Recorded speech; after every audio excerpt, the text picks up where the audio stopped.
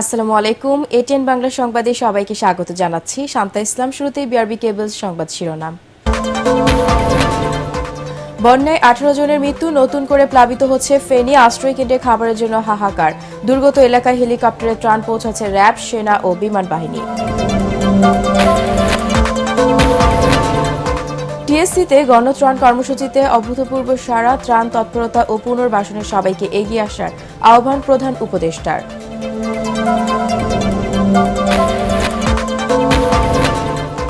রাজনৈতিক দলের সাথে আলোচনা করে রাষ্ট্র সংস্কার ও জাতীয় নির্বাচনের রোডম্যাপ ঘোষণা করতে অন্তর্বর্তীকালীন সরকারের প্রতি আহ্বান মির্জা ফখরুলের।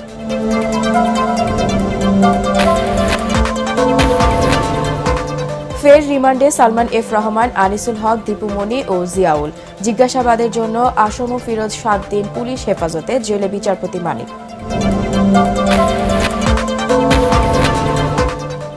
এবং 37 দিন বন্ধ থাকার পর আজ চালু হচ্ছে মেট্রো রেল।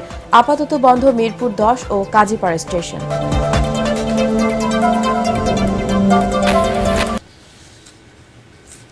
শুনছিলেন বিআরবি কেবলস সংবাদ শিরোনাম। এবারে জানিয়ে দেব বিস্তারিত সংবাদ। বন্যায় এ পর্যন্ত 18 জনের মৃত্যু হয়েছে। উজান থেকে আসা ঢলের পানিতে নতুন করে প্লাবিত হচ্ছে ফেনীর দাগনভূঞা সহ পার্শ্ববর্তী এলাকা। যোগাযোগ বিচ্ছিন্ন হয়ে পড়েছে সাপুয়া, জয়লস্কর সহ বেশ কিছু ইউনিয়ন। পানিতে রাস্তাঘাট ডুবে যাওয়ায় দুর্গম এলাকায় ত্রাণ বিতরণ এবং উদ্ধার কাজ ব্যাহত হচ্ছে। যোগাযোগ বিচ্ছিন্ন থাকায় রাস্তায় আটকে আছে ত্রাণবাহী গাড়ি। আশ্রয় শিবিরে খাবারের জন্য চলছে হাহাকার। অসহায় বানভাসী মানুষদের উদ্ধার করতে প্রয়োজন এখন পর্যাপ্ত মেশিন চালিত নৌকার। ফেনীর বন্যা কবলিত এলাকা ঘুরে রিপোর্ট করছেন মুশফিকুর রহমান, ছবি তুলেছেন এমদাদুল হক। বন্যার পানিতে ডুবে গেছে ঘর। আদরের মেয়ে আর পালের দুটো গরু নিয়ে টিকে থাকার লড়াই তাদের। ভেসে গেছে রাস্তাঘাট, ফসলি জমি, মুরগির খামার, গবাদি পশুর পাল। ভাসছে মানুষ। পানিবন্দী স্বজনদের উদ্ধার করতে না পেরে দিশেহারা অনেকেই। পানি আজকে 5 দিনে পানি বন্দি গেছে মানুষ। আগে পানির সুবিধা ছিল, এখন আজকে 5 দিনে পানি বন্দি হয়ে গেছে সব ইংনে মানে দমদমার হারে আছে না, মরে গেছে কইতে পারিনি। আমাদপুর আজ 2-3 দিন ইত্যানি আরো বাইরে গেছে। কলাগাছের ভেলা ট্রাক্টরে করে নিরাপদ স্থানে দুর্গতদের সরিয়ে নেয়ার প্রাণপণ চেষ্টা চলছে। বিশুদ্ধ পানি, খাবার এবং নিরাপদ আশ্রয়ের সংকটে বিপর্যস্ত ফেনীর দাগনভূঞাবাসী। পরিস্থিতি খুবই ভয়াবহ। তারপর অনেকদিন পর্যন্ত আমরা খাওয়া দাওয়া কষ্ট করতেছি এবং এই পাশের বাড়িতেও অনেকগুলো ফ্যামিলি বন্দী আছে। আসলে খুব খারাপ অবস্থা। এখানে আপনার পর্যাপ্ত পরিমাণে ট্রলার আছে, কিন্তু পর্যাপ্ত পরিমাণে ত্রাণ নেই। অনেক ত্রাণের প্রয়োজন। রাস্তাঘাট ডুবে যাওয়ার কারণে আসলে লোকেট করতে পারতেছি না যে কোন বাড়ি কোন দিকে হেল্পের সহযোগিতার আহ্বান আসতেছে, কিন্তু আমরা আসলে পুরোপুরিভাবে ওই জায়গায় যেতে পারতেছি না। পানিতে আটকে পড়া মানুষদের সাহায্যে এগিয়ে এসেছে দেশের বিভিন্ন এলাকা থেকে আসা স্বেচ্ছাসেবকরা। তবে পর্যাপ্ত বোট না থাকায় দুর্গম এলাকাগুলোতে পৌঁছাতে পারছে না তারা। এদিকে আশ্রয় কেন্দ্রে আসা বানভাসী মানুষকে চিকিৎসা সেবা দিচ্ছে বিজিবি। বানভাসী এলাকাগুলোতে ত্রাণ পৌঁছে দেওয়ার পাশাপাশি উদ্ধার কাজ চালাতে প্রয়োজন আরও বোটের। রাস্তা অচেনা হয়, খুব বেশি দুর্গত এলাকায় পৌঁছাতেই পারছে না স্বেচ্ছাসেবকরা। সমস্যার উত্তরণে প্রয়োজন স্থানীয়দের সাথে সমন্বয় করে কাজ করা। মুশফিকুর রহমান, এটিএন বাংলা, ফেনী। বন্যা দুর্গত ফেনী, নোয়াখালী সহ বিভিন্ন অঞ্চলে বিশেষ উদ্যোগে ত্রাণ সহায়তা পৌঁছে দিচ্ছে র্যাপিড অ্যাকশন ব্যাটালিয়ন র্যাব। নিজস্ব হেলিকপ্টারে দিয়ে আটকে পড়াদের উদ্ধারও করছে বাহিনীটি। ফুলগাজী, পরশুরাম অঞ্চলের বিভিন্ন এলাকা এখনও পানির নিচে। তবে ধীরে ধীরে পানি নামতে শুরু করায় কয়েকদিনের মধ্যে বন্যা পরিস্থিতি স্বাভাবিক হতে পারে। এদিকে চট্টগ্রামে দুর্গত এলাকা থেকে আটকে পড়া লোকজনকে উদ্ধার করেছে সেনাবাহিনী ও বিভিন্ন সংস্থার স্বেচ্ছাসেবীরা। রিপোর্ট করছেন মুস্তাফিজুর রহমান। পাখির চোখে বন্যা দুর্গত ফেনী, নোয়াখালী সহ আশপাশের এলাকা। ক্যামেরায় যতদূর দেখা যায় শুধু থই থই পানি। পানিতে ডুবে আছে ঘরবাড়ি, রাস্তাঘাট। পরিস্থিতি এতটাই নাজুক যে ওপর থেকে দেখা গেল সড়কে চলছে নৌকা। এমন দুর্গম অঞ্চলে ত্রাণ সহায়তা পৌঁছে দিতে বিশেষ উদ্যোগ নিয়েছে র্যাপিড অ্যাকশন ব্যাটালিয়ন। শুকনো খাবার, প্রয়োজনীয় ঔষধ সামগ্রী দেওয়া হচ্ছে র্যাবের নিজস্ব হেলিকপ্টার থেকে। তারা সর্বাধিক চেষ্টা করছে যেন ভয়াবহত বন্যা পরিস্থিতি আছে সেটি যেন খুব দ্রুত কেটে ওঠা যায়, এবং একই সাথে আমরা দেখছি এতটা যে বন্যা যেটি গত কয়েক দশকের রেকর্ড ভেঙে গেছে, আমরা আশা করছি এর দ্রুত বন্যা কেটে গিয়ে আবার স্বাভাবিক অবস্থায় ফিরে আসবে ফেনীর পরিস্থিতি। পুরোদিন বৃষ্টি না হওয়ায় অনেকটা আশা জাগানিয়া এসব এলাকা। ধীরে ধীরে কমতে শুরু করেছে পানি, তবে ঢাকা চট্টগ্রাম মহাসড়কে এখন দীর্ঘ যানজট। ঢাকা চট্টগ্রাম মহাসড়কে একদম বলতে গেলে এদিকে বন্যার পানি নামতে শুরু করেছে চট্টগ্রামের দুর্গত এলাকা থেকে। ফটিকছড়ির সুন্দরপুর সহ বিভিন্ন ইউনিয়নের আটকে পড়া লোকজনকে উদ্ধার করেছে সেনাবাহিনী ও বিভিন্ন সংস্থার স্বেচ্ছাসেবীরা। অন্তত 50,000 মানুষ পানিবন্দী হয়ে বাসাবাড়ির ছাদ ও চালে আটকে আছেন। যেদিকে দু চোখ যায় সেখানটায় অথই পানি। সড়ক থেকে ফসলের মাঠ, বসতভিটা সবই ডুবে আছে পানির নিচে। বিচ্ছিন্ন যোগাযোগ ব্যবস্থা, কারণ হচ্ছে ভয়াবহ বন্যা পরিস্থিতিতে বিপর্যস্ত এখানকার জনজীবন। মুস্তাফিজ রহমান, এটিএন বাংলা, পরশুরাম, ফেনী। বন্যায় দুর্গম এলাকায় সাহায্য পৌঁছে দিতে বিমান বাহিনীর বাসার ঘাঁটি থেকে উড়ে যাচ্ছে একের পর এক হেলিকপ্টার। নৌযান সংকটের কারণে যেসব এলাকায় পাওয়া যাচ্ছে না সেই সব এলাকায় আকাশ পথে ত্রাণ সহায়তা দেওয়া হচ্ছে। ফেনী থেকে ফিরে রিপোর্ট করছেন মনির হোসেন তপু। বিমান বাহিনীর হেলিকপ্টারের শব্দ পেয়ে উঁচু স্থানে এসে হাত নেড়ে সাহায্যের জন্য ডাক দিচ্ছেন বানভাসীরা। 3 দিন ধরে পানিতে ডুবে আছে ফেনীর পরশুরাম, ফুলগাজী, ছাগলনাইয়া সহ আশপাশের জনপদ। নৌকা ও ট্রলার সংকটের কারণে বেশিরভাগ স্থানে পর্যাপ্ত ত্রাণ সহায়তা এখনও পাঠানো সম্ভব হয়নি। তাই ঢাকা থেকে আকাশপথে অতি প্রয়োজনীয় সামগ্রী নিয়ে ভয়াবহ বন্যা আক্রান্ত এলাকায় ছুটে যাচ্ছে সামরিক হেলিকপ্টার। এখন আমরা 2000 কেজি নিয়ে আসছি, আবার আমাদের সকালে 3টা হেলিকপ্টার এসে 2000 কেজি করে, এভাবে কন্টিনিউ আমরা সারাদিন মিশন করতেছি। আমরা সানরাইজ থেকে সানসেট পর্যন্ত এভাবে কন্টিনিউ মিশন করে যাচ্ছি। বাকি কোনো রাস্তা থেকে আসা সম্ভব না এখন, সেহেতু আমরা হেলিকপ্টার থেকে যেহেতু আসছি, এখানে আমাদের দায়িত্ব বাংলাদেশ বিমান বাহিনী সবসময় চেষ্টা করে গেছে মানুষের পাশে দাঁড়ানো। যোগাযোগ বিচ্ছিন্ন এসব এলাকার মানুষ চরম দুর্ভোগের মধ্যে আছেন। আকাশপথে খেজুর, চিরা, ওট স্যালাইন, খাবার পানি সহ অতি প্রয়োজনীয় সামগ্রী তাদের কাছে পৌঁছে দেওয়া হচ্ছে। উপর থেকে প্যারাসুট দিয়ে ছোট ছোট প্যাকেট ফেলতে পারছি ত্রাণের ব্যাপারে। তো এই ব্যাপারটাতে যেটা মূল ইম্পর্টেন্ট বিষয় সেটা হলো কি মানুষকে আশা দেওয়া এবং মানুষকে খুব ইমার্জেন্সি সাপ্লাই দেওয়া। এটা হয়তো বা খুব বেশি পরিমাণে হবে না, যেভাবে রিভার কমিউনিকেশনে যেতে পারবে। তারা সাপোর্ট চাচ্ছে, পতাকা উড়াচ্ছে বা হাত নাড়াচ্ছে, আমরা সেখানে যাচ্ছি। আপনারা দেখেছেন বাসার উপরে বাড়ি বাড়ি গিয়ে আমরা দেওয়ার চেষ্টা করেছি। 3 দিন ধরে এভাবেই কাজ করে যাচ্ছেন বিমান বাহিনীর সদস্যরা। দিনের আলো যতক্ষণ থাকে ততক্ষণই উঠছে হেলিকপ্টার। একই সাথে বন্যার্তদের চিকিৎসার জন্য মেডিকেল টিমও কাজ করছে। মনির হোসেন তপু, এটিএন বাংলা, ফেনী।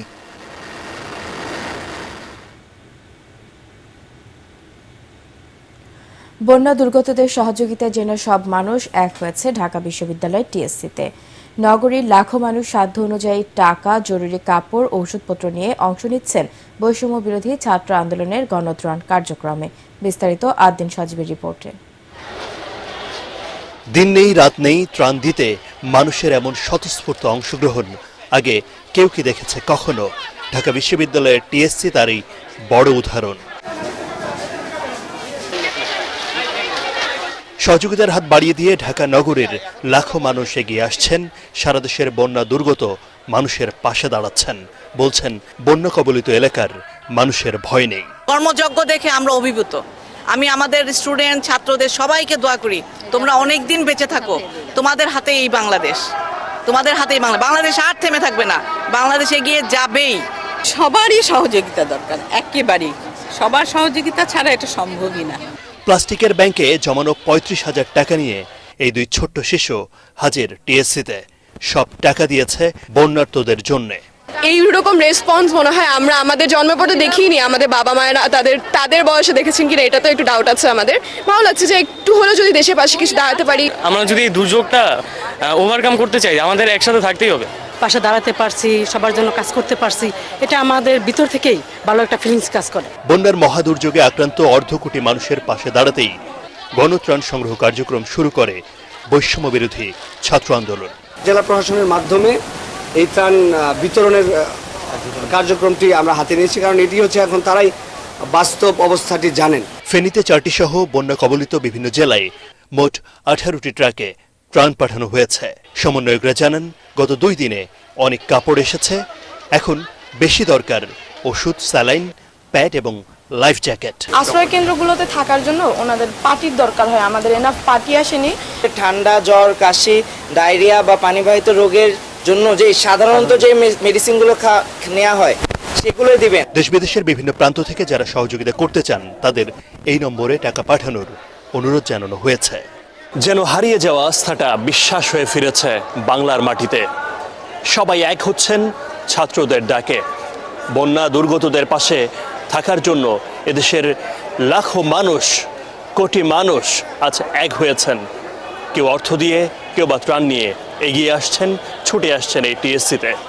লাইন ধরে দিচ্ছেন বন্যার্ত মানুষের জন্য তাদের সহযোগিতা হাত বাড়িয়ে। এমনি করে সবাই এক হলে যে কোনো বড় সংকট উত্তরণ সহজ হবে বলে মনে করছেন তারা।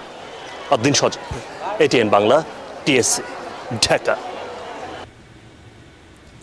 দেশের বন্যা কবলিত পূর্ব ও পূর্ব দক্ষিণ জেলাগুলোতে ত্রাণ তৎপরতা এবং পুনর্বাসনে সরকারি, বেসরকারি ও দাতা সংস্থাগুলোকে সমন্বিতভাবে কাজ করার আহ্বান জানিয়েছেন অন্তর্বর্তী সরকারের প্রধান উপদেষ্টা ডক্টর মোহাম্মদ ইউনূস।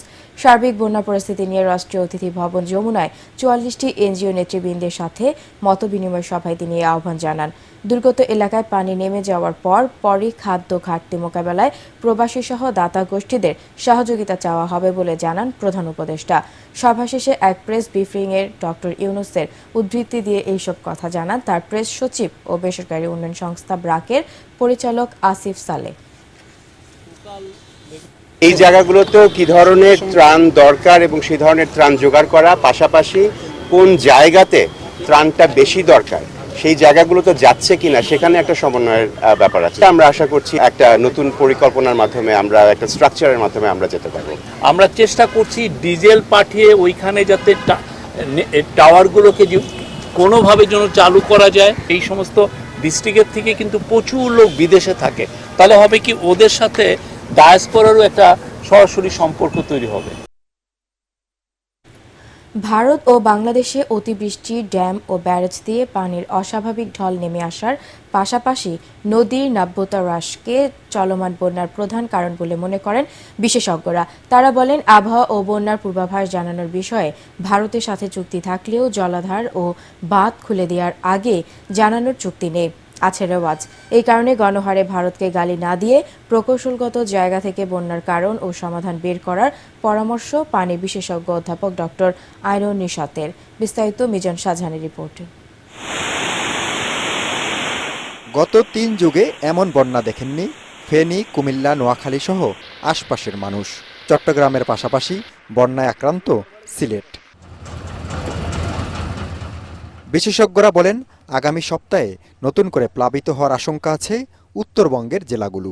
মহুরীর যে ব্যারেজটা, এটার আনুষ্ঠানিক নাম হলো কলসি সেচ প্রকল্প। সেচ প্রকল্প মানে তো আপনার পানিটা ডাইভার্ট করতে হবে, আর যখন আপনার পানি বেশি হবে তখন খুলে দেওয়া ছাড়া তো কোনো উপায় নেই। ভারত এই তাদের যে পানি অস্ত্র হিসেবে ইউজ করে, যেটা আমরা দেখি গ্রীষ্মকালে পানি দেয় না, কজলডোবার সব জলকপাট বন্ধ থাকে। দিল্লিতে প্রচুর বৃষ্টি হয়েছে, ওদের আবহাওয়া দপ্তর ইয়েলো অ্যালার্ট দিয়েছে যে সাবধান, আর ত্রিপুরার ক্ষেত্রে রেড অ্যালার্ট দিয়েছে।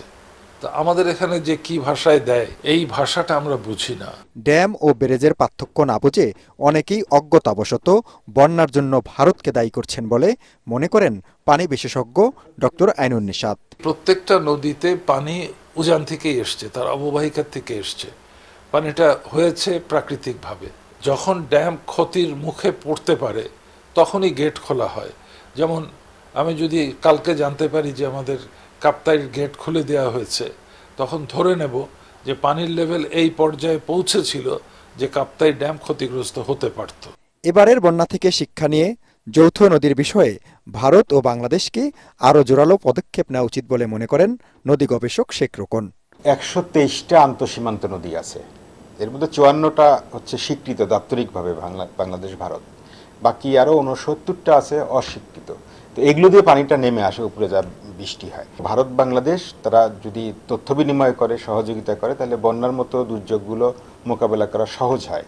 বিশেষজ্ঞরা বলেন একসময় হোয়াংহোকে বলা হতো চীনের দুঃখ, আর খরস্রোতা গোমতীকে বলা হতো কুমিল্লার দুঃখ। গোমতী এবারও কুমিল্লার দুঃখ হলো, তবে নাব্যতা হারিয়ে। মিজান শাহজাহান, এটিএন বাংলা, ঢাকা। রাজনৈতিক দলের সাথে সংলাপের মাধ্যমে রাষ্ট্র সংস্কার ও জাতীয় নির্বাচনের রোডম্যাপ ঘোষণা করতে অন্তর্বর্তী সরকারের প্রধান উপদেষ্টার প্রতি আহ্বান জানিয়েছেন বিএনপি মহাসচিব মির্জা ফখরুল ইসলাম আলমগীর। জাতীয় প্রেস ক্লাবে আলোচনা সভায় তিনি শেখ হাসিনার স্বৈরতন্ত্র টিকিয়ে রাখতে যেসব আমলারা সহায়তা করেছিল তাদের দ্রুত অপসারণের দাবি জানান।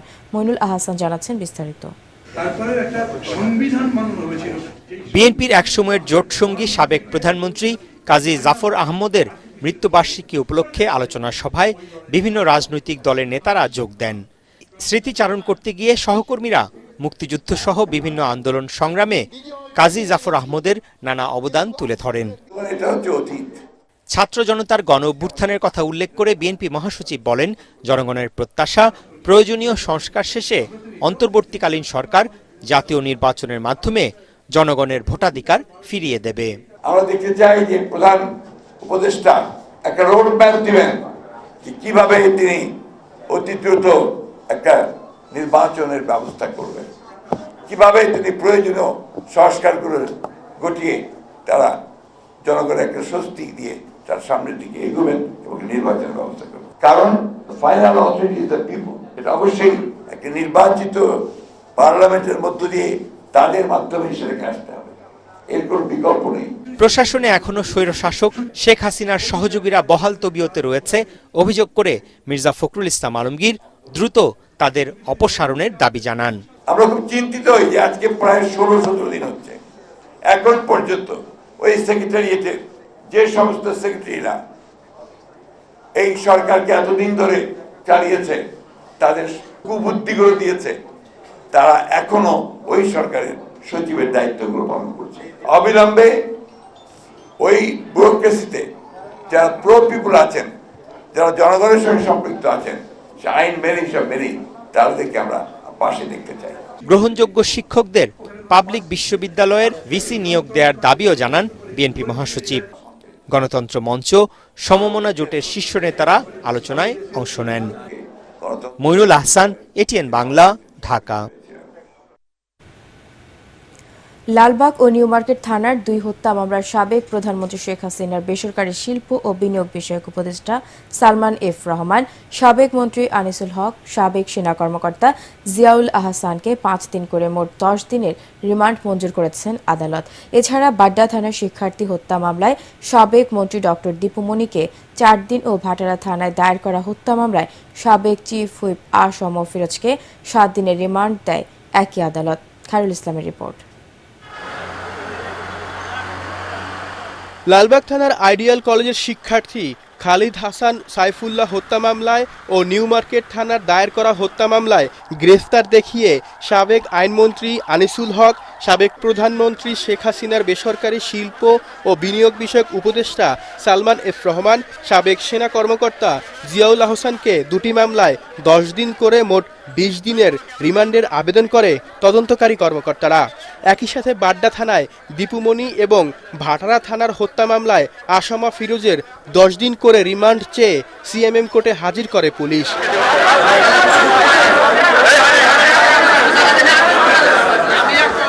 দীর্ঘ শুনানির পর আনিসুল হক, সালমান এফ রহমান, জিয়াউল আহসানকে 2টি মামলায় 10 দিন ও দীপুমণির 4 দিন এবং আসামা ফিরোজকে 7 দিনের রিমান্ড দেয় মেট্রোপলিটন ম্যাজিস্ট্রেট মোহাম্মদ জসিমের আদালত। 2 মামলায় সালমান এফ রহমান এবং আনিসুল হক এবং আয়নাগরের কারিগর জিয়াউল হাসান এদের বিরুদ্ধে এই 2 মামলায় 5 দিন 10 দিনের রিমান্ড মঞ্জুর করেন। দীপুমণি এই আসামির বিরুদ্ধে 4 দিনের রিমান্ড মঞ্জুর করেন।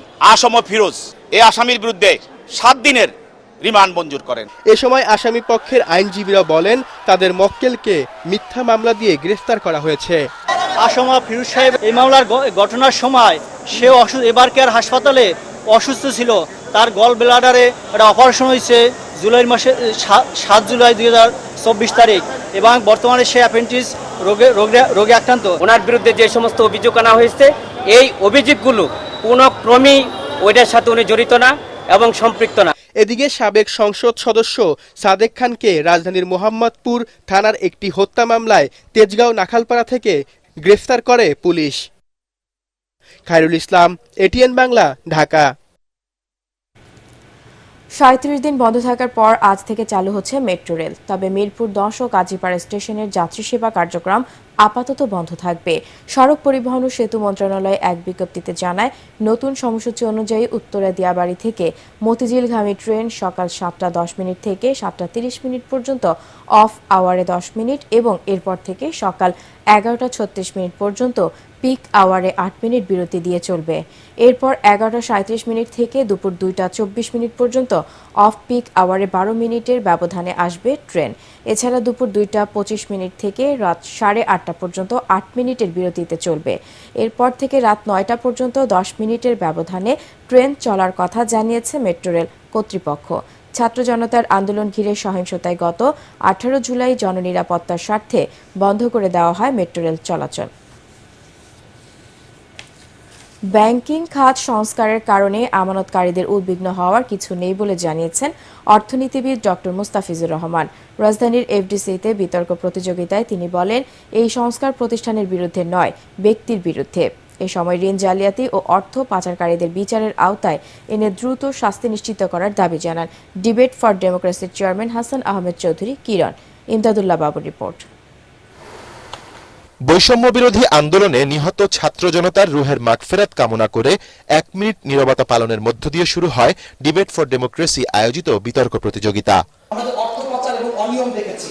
এতে নতুন বাংলাদেশের জন্য আর্থিক খাতে সুশাসন নিশ্চিতে করণীয় বিষয়ে যুক্তিতর্ক উপস্থাপন করেন বিতার্কিকরা। শিক্ষার্থীদের বিতর্ক পর্ব শেষে নির্ধারিত বক্তব্যে ছায়া সংসদের স্পিকার হাসান আহমেদ চৌধুরী কিরণ বলেন, বিগত সরকারের সময় নামে বেনামে লাখ লাখ কোটি টাকা ঋণ নিয়ে সুবিধাভোগীরা ব্যাংকগুলোকে ফাঁকা করে রেখে গেছে। ইউরোপ, আমেরিকা, কানাডায় তারা বাড়ি গাড়ি করে ব্যবসা বাণিজ্য করে তার নির্বিঘ্নে জীবন যাপন করছিল। অন্তর্বর্তীকালীন সরকার সেই ব্যক্তিদেরকে চিহ্নিত করে পাচারকৃত অর্থ ফিরিয়ে এনে যারা অর্থ পাচার করেছেন তাদেরকে দেশে এনে আইন অনুযায়ী উপযুক্ত শাস্তির ব্যবস্থা করবেন। এতে প্রধান অতিথির বক্তব্যে সিপিডির সম্মানীয় ফেলো ডক্টর মুস্তাফিজুর রহমান বলেন, পাচার হওয়া অর্থ দেশে আনার প্রক্রিয়া বেশ জটিল। এগুলোকে আনা আসা খুবই জটিল। বৈধ পথে তো কিছুই যায় নাই, সবই গেছে অবৈধ পথ। ওভার ইনভয়েসিং, আন্ডার ইনভয়েসিং এর মাধ্যমে যেটা গেছে সেটা হয়তো আমরা ট্রেড মিসপ্রাইসিং ইত্যাদি দিয়ে কিছুটা আমরা আইডেন্টিফাই করতে পারবো, কিন্তু হুন্ডি হাওলার মাধ্যমে যেটা গিয়েছে সেটাকে আমরা এন্ড পয়েন্ট থেকে তারপর আমি যদি পেপার ট্রেড এস্টাবলিশ করতে পারি তাহলে আমরা আনতে পারবো। তারা ক্যাশ টাকাও রাখেন নাই, স্থাবর সম্পত্তি ইত্যাদি ওখানে কিনেছেন। অনুষ্ঠানে বর্তমান সরকারের কাছে বিগত সরকারের সব আর্থিক অনিয়ম ও দুর্নীতির তথ্যসহ শ্বেতপত্র দ্রুত প্রকাশ এবং জড়িতদের শাস্তি নিশ্চিতের দাবি জানান অতিথি ও বক্তারা। এইভাবে সংস্কার করা হচ্ছে, সেখানে কিন্তু এটা নিশ্চিত করার চেষ্টা করা হচ্ছে যে আমানতকারীদের যাতে কোনো ধরনের সমস্যা না হয়। 7,099 কোটি টাকা তারা সিএসআর ফান্ডে দিয়েছে। বঙ্গবন্ধু পরিবারের বিভিন্ন কার্যক্রমের জন্য প্রায় 3,000 কোটি টাকা সেই সিএসআর ফান্ডের ব্যবহার করা হয়েছে। বন্যা দুর্গত মানুষের মধ্যে সেই সিএসআর এর ফান্ড তারা সংগ্রহ করে সেখানে বিতরণ করবেন বলে আমরা আশা করতে চাই। প্রতিযোগিতায় BGMEA university of fashion and টেকনোলজিকে হারিয়ে বাংলাদেশ ইউনিভার্সিটির বিতর্কিকরা বিজয়ী হয়। ইমদাদুল্লাহ বাবু, এটিএন বাংলা, ঢাকা। শেষ করার আগে বিআরবি কেবল সংবাদ শিরোনাম আরও একবার। বন্যায় 18 জনের মৃত্যু, নতুন করে প্লাবিত হচ্ছে ফেনী। আশ্রয় কেন্দ্রে খাবারের জন্য হাহাকার। দুর্গত এলাকায় হেলিকপ্টারে ত্রাণ পৌঁছাচ্ছে র্যাব, সেনা ও বিমান বাহিনী। টিএসসিতে গণত্রাণ কর্মসূচিতে অভূতপূর্ব সাড়া, ত্রাণ তৎপরতা ও পুনর্বাসনে সবাইকে এগিয়ে আসার আহ্বান প্রধান উপদেষ্টার।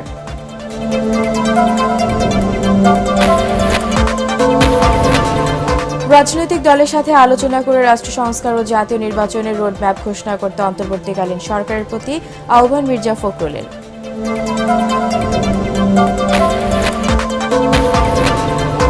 রিমান্ডে সালমান এফ রহমান, আনিসুল হক, দীপুমণি ও জিয়াউল। জিজ্ঞাসাবাদের জন্য আসাম ফিরেছে 7 দিন পুলিশ হেফাজতে, জেলে বিচারপতি মানিক। এবং 37 দিন বন্ধ থাকার পর আজ চালু হচ্ছে মেট্রো রেল।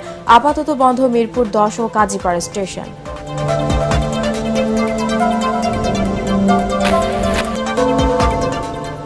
পরবর্তী সংবাদ দেখার আমন্ত্রণ জানিয়ে এখনকার মতো শেষ করছি। এটিএন বাংলা সংবাদ ইউটিউবে দেখতে ব্রাউজ করুন youtube/ATN Bangla News। ধন্যবাদ।